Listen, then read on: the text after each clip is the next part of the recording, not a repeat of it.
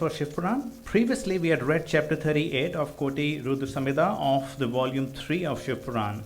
In this we read that the sages requested Suta to narrate about the sacred life to appease Lord Shiva by which the devotees can secure both worldly pleasures and salvation. Heeding to their request, Suta gave a detailed account of the greatness of Shivratri Vrata and explained the proper and detailed procedure for it. Today we'll read chapter 39, the conclusion of the rite of Shivratri. English reader is Urvashi Aunty and Hindi reader is Shruti Aunty. बहुत बहुत शुक्राना.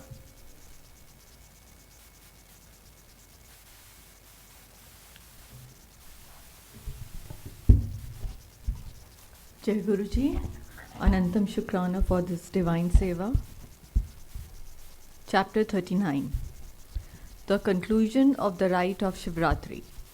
The sages said, please narrate the Udyapana, former concluding of the rite of Shivratri, as a result of which Shiva himself becomes delighted. Suta said, O sages, may the concluding rite be heard with devotion and respect. By performing it, the Vrata certainly becomes complete. The auspicious Shivratri Vrata shall be performed for 14 years. On the Triyodashi day, only one meal shall be taken, and a complete fast shall be observed on the Chaturdashi day. On the Shivratri day, after performing the routine, the devotee shall go to the temple of Shiva and perform worship. He shall make the mystical diagram famous in the three worlds by the name of Gauri Tilaka. In the middle of the mystical diagram, Lingadobhadra and Sarvatobhadra shall be delineated.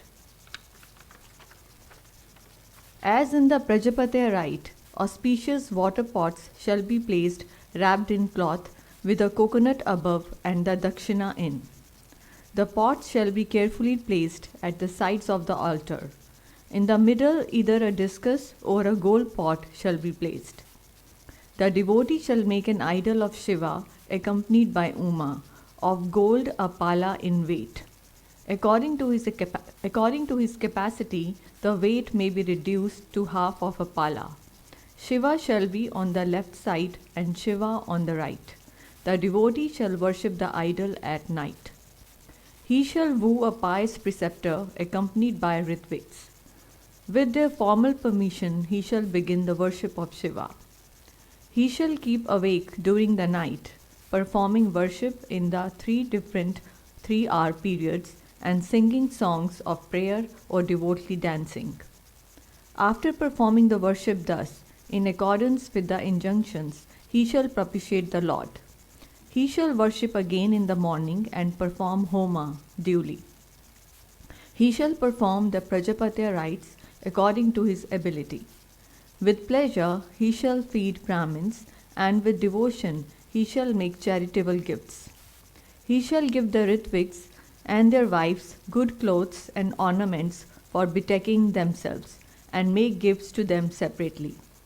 Saying, May Shiva be pleased, he shall make the gift of a cow and a calf together with the essential requisites to the preceptor. He shall offer to him the water pot and the Shiva idol with all ornaments, placing them on a bullock.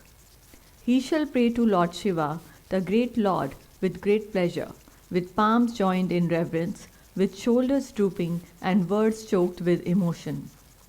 O great Lord, Lord of the gods, favorably disposed to the devotees, be merciful to me, thanks to this vrata. O Shiva, this vrata is performed by me according to my ability.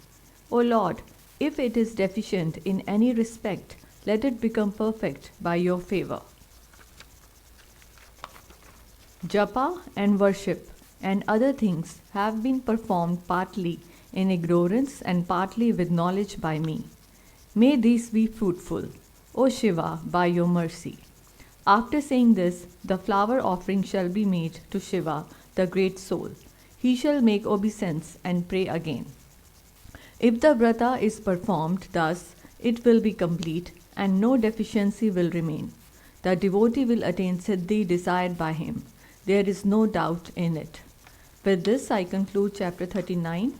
Now Shruti auntie will be reading this chapter in Hindi. Thank you. Jai Guruji.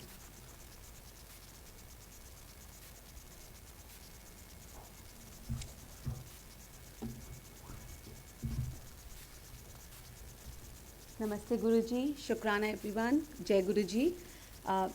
आज का अध्याय है शिवरात्रि व्रत के उद्यापन की विधि।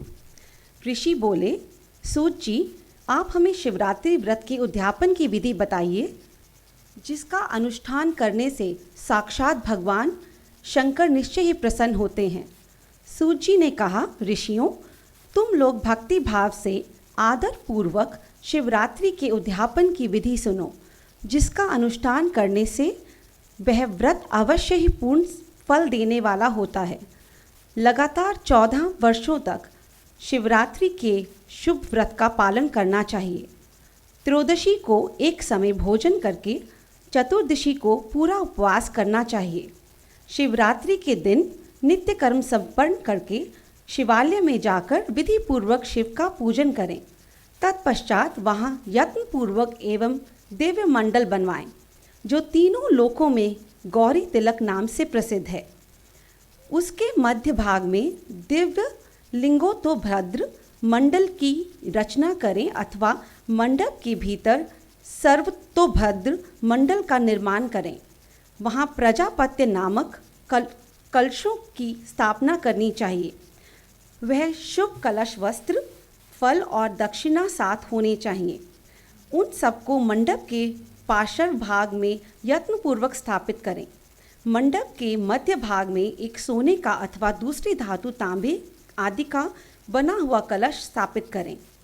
व्रती पुरुष उस कलश पर पार्वती सहित शिव की स्वर्णमयी प्रतिमा बनाकर रखें। वह प्रतिमा एक पल तोले अथवा आधे पल सोने की होनी चाहिए, या जैसी अपनी शक्ति हो उसके अनुसार प्रतिमा बनवा लें। वाम भाग में पार्वती की और दक्षिण भाग में शिव की प्रतिमा स्थापित करके रात्रि में उनकी पूजा करें। आलस्य छोड़कर पूजन का काम करना चाहिए।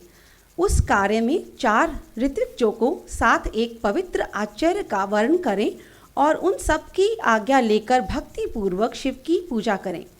रात को प्रत्येक प्रहर में पृथक पृथक पूजा करते हुए जागरण करें।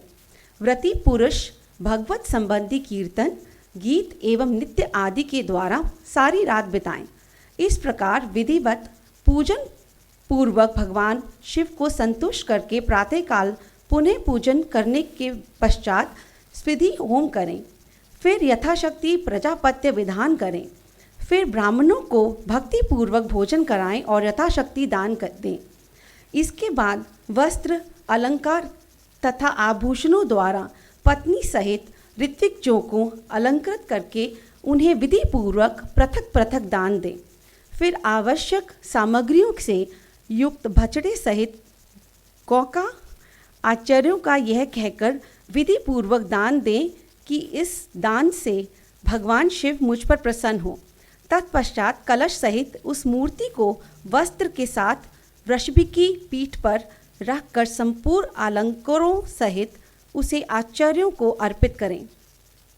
इसके बाद हाथ जोड़ मस्तक झुकाकर बड़े प्रेम से गदगद वाणी में महाप्रभु महेश्वर देव से प्रार्थना करें।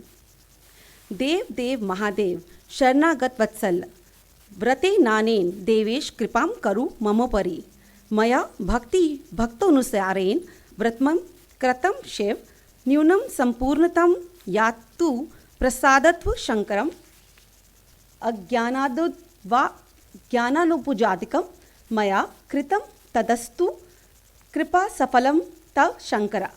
देव देव महादेव शरणागत वत्सल्य देवेश्वर, इस व्रत से संतुष्ट हो आप मेरे ऊपर कृपा कीजिए। शिव शंकर, मैंने भक्ति भाव से इस व्रत का पालन किया है। इसमें जो कमी रह गई हो वह आपके प्रसाद से पूरी हो जाए। शंकर, मैंने अनजाने में या जानबूझकर जो जप पूजन आदि किया है वह आपकी कृपा से सफल हो। इस तरह परमात्मा शिव जी को पुष्पांजलि अर्पण करके फिर नमस्कार एवं प्रार्थना करें। जिसने इस प्रकार व्रत पूरा कर लिया उसके उस व्रत में कोई न्यूनता नहीं रहती, उससे वह मनोवांछित सिद्धि प्राप्त कर लेते हैं, इसमें संशय नहीं है। जय गुरु जी, शुक्राना Guru ji. End of chapter. Stay blessed everyone.